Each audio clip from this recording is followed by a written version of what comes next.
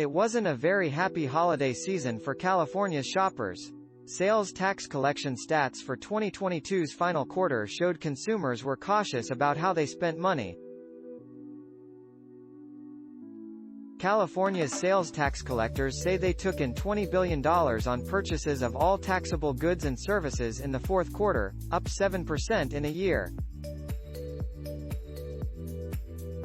Tax collections are a fairly good measure of what's being bought across the state, though they do miss a key slice of spending: services from personal care to entertainment that isn't taxed. The year-end growth was a slight improvement over the third quarter's 6%.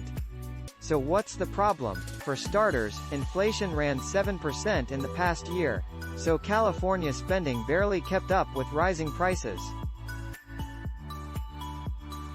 And my trusty spreadsheet found the modest overall growth masks a trouble spot: consumers.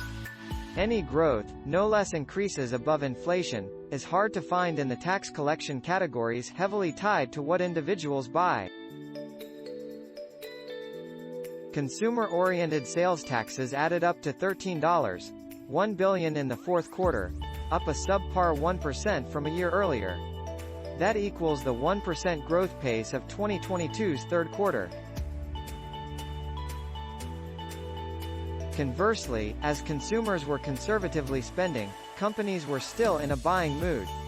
Taxes collected for various business materials and services were $6.9 billion in the fourth quarter, up 19% in a year after 18% gains in the previous quarter. Consumers' year-end shopping chill makes some sense, considering all the conflicting economic signals being thrown at them. Shoppers can cheer a strong overall jobs market but likely are worrying about the meaning of a year-end filled with news of big layoffs, notably in the tech industry. Big pay raises also are being gobbled up by high inflation. And there's the suddenly chilled housing market. Also, the return of everyday life to a somewhat new normal, post-COVID-19 certainly alters spending habits.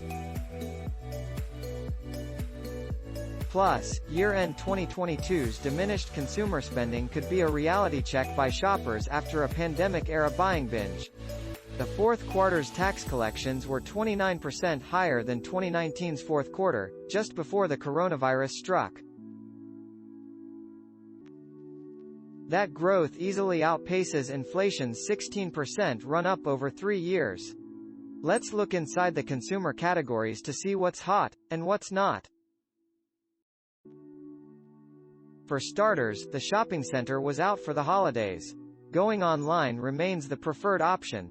Those non-store retailers collected $1.45 billion in sales taxes in the fourth quarter, up 7% for the year. Meanwhile, general merchandise stores, mainly old-school department stores and warehouse clubs, took in $1.25 billion, a 4% drop in a year.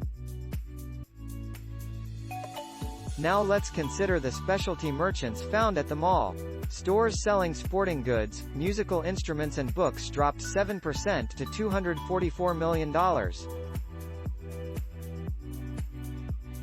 Perhaps there's less time for play as life returns to a pre-pandemic pace. Telecommunications taxes were down 4% to $168 million. Heavy discounting by cell service providers is a culprit.